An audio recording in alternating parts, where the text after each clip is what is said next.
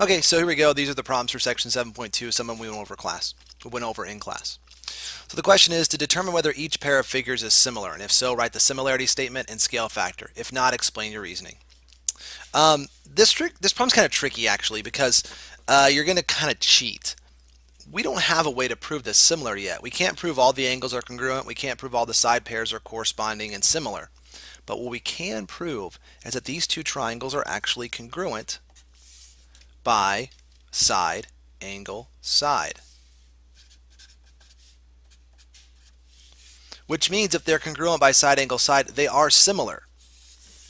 It's just that they're the exact same size. So this size is the same as this one. This angle is the same as this. This side's the same as this. The scale factor is actually 1 to 1 or simply 1. And that's one to look at this problem in class is that congruence actually is similar. It's just a ratio of 1 to 1. Now, the last part is similarity statement. Well, it's the same as the triangle congruent statement. LTK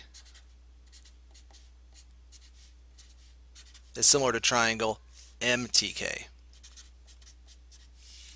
Okay. So there's not a whole lot to this one, but other than the fact that, hey, these are actually congruent, so they are similar. Okay. All right, next problem. Solving. We have to be told that these guys are similar to begin with, which they are, and then they look like they're squares possibly, but we don't know that. Actually, in fact, we know they're not squares because these two guys are not the same. If they were, they'd be the same length. So we have to realize that our corresponding pairs are RP and VZ and MP and WZ. Those are the pairs of corresponding sides.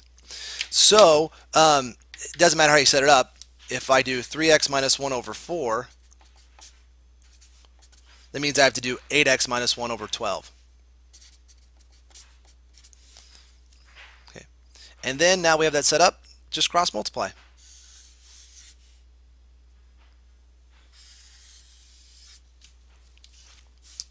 I'm out of space here, so I'll put it over here. 12 times 3x minus 1 equals 4 times 8x minus 1. And then just distribute to solve. Distribute. That gives me 36x minus 12 equals 32x minus 4. Add 12, subtract 32x.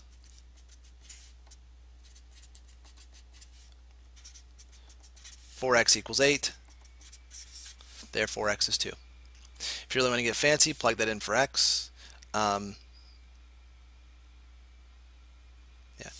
3 times 6 is 5. 3 times 2 is 6. This is 5. And then 8 times 2 minus 1 is 15. So yeah, 5 to 15 and 12 to 4. All right, next problem. 24 from the book.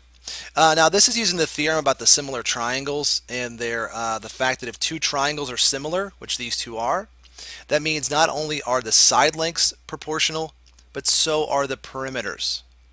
So I know triangle WZX is similar to triangle SRT, which means that if WX to ST is 5 to 6, which it is, WX, ST correspond, okay, they're in the same position.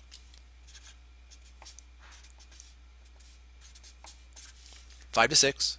That means the perimeters have to also be that way. So triangle WZX to triangle SRT has to also be 5 to 6. Now I know triangle SRT. It's 15. I don't know any other sides of SRT. I just know the perimeter of the whole figure. So WXYZ is what I'm looking for. Okay, I'm going to call it, I don't know, X. SRT I know is 15. And I get 5 over 6. And now it's a proportion, so just cross multiply.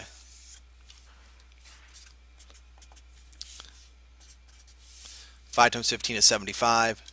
Divide by 6. I can divide these by 3 and get 25 over 2. And then 25 over 2 becomes 12 and a half. So that's the perimeter of WZX. Okay.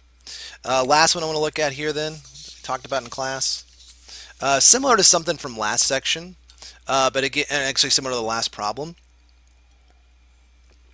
But two similar rectangles have a scale factor of 3 to 2. Number 28 from the book. The perimeter of the small rectangle is 50 feet. Find the perimeter of the large rectangle. Again, they're similar rectangles. So their scale factor is the same thing for the sides as it is to the perimeter. Now what we have to be careful with this one is understanding that one's large, one's small.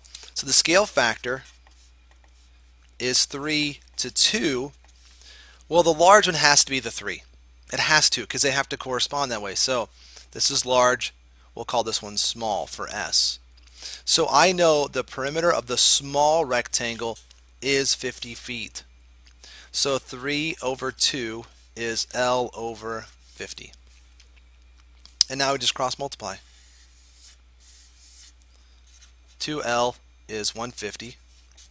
Divide by 2. 75. And do we have units? Yep. 75 feet. Okay, so again, that's not every problem from section 7.2, but it's kind of a general idea of what we did.